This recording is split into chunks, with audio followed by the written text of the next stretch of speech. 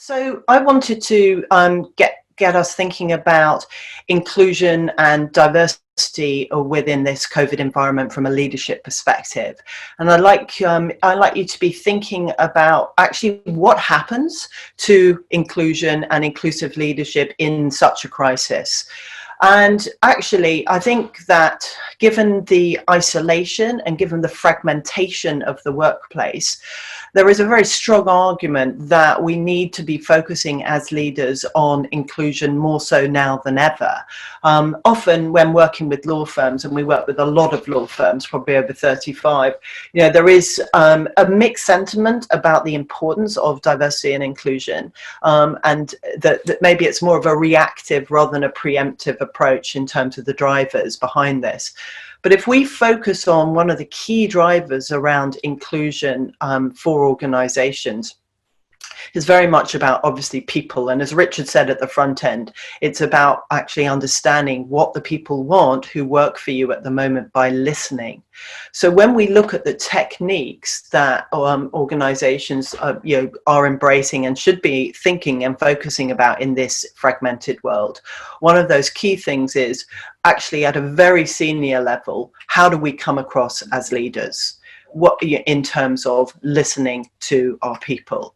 And one of the things that I've seen going on in the last 5 weeks within professional services, which is really, really successful from a senior leadership perspective, is the humanization of the storytelling in terms of how is this for me?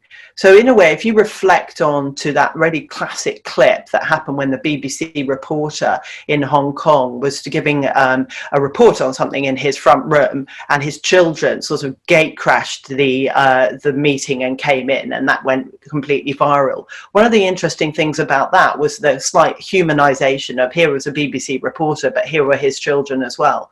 And what I'm thinking and seeing quite a lot of is senior leaders humanizing their stories, that we're all in this together. We're not all in the same boat, and the diversity elements of COVID are quite fascinating from a demography perspective. But we're definitely, when we're looking at techniques to reach and to connect with people who work for the organizations, the authenticity at the top in terms of recognizing this is really tough and not easy, I think really helps sort of increase the inclusion.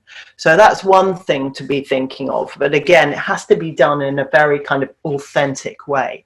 The second thing that we're seeing leaders embrace and then to pass through like osmosis is getting better at listening to people within the organization, within the firm, in terms of how is it for you. So we've seen an increase of pulse surveys, the getting under the skin in terms of what's going on and how are people feeling. And one of the key things coming out from that over this week has been mental health, mental wellness, and a huge anxiety about returning to work. What does that look like? What is that going to do to my time in terms of a huge commute? When I get to work, what's that going to mean about PPE? How are we going to operate in an office environment? And a very mixed sentiment that I'm hearing in terms of an anxiety of coming back to work, and is my employer listening to that? So that's one thing to be aware of. The other thing to be very aware of is the impact of unconscious bias. So a command and control immediate form of leadership is not going to necessarily help, because actually when we're in that panic mode, our unconscious biases are triggered dramatically.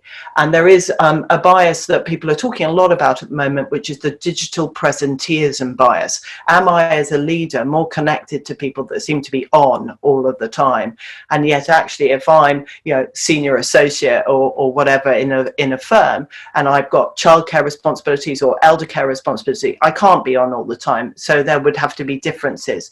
So one of the key takeaways from today is empathy. How empathic am I as a leader? How well am I actually authentically listening to people? And instead of treat people how you'd like to be treated, I would challenge you to turn that on its head and treat people how they want to be treated. So again, that human connection, that awareness of mental health and wellness being a key priority for people within the organization. And finally, the approachability, humanize, oops, sorry, that's obviously me at Humanizing workplaces through just being an authentic leader, again, will help charge the inclusion that is so necessary given times of isolation.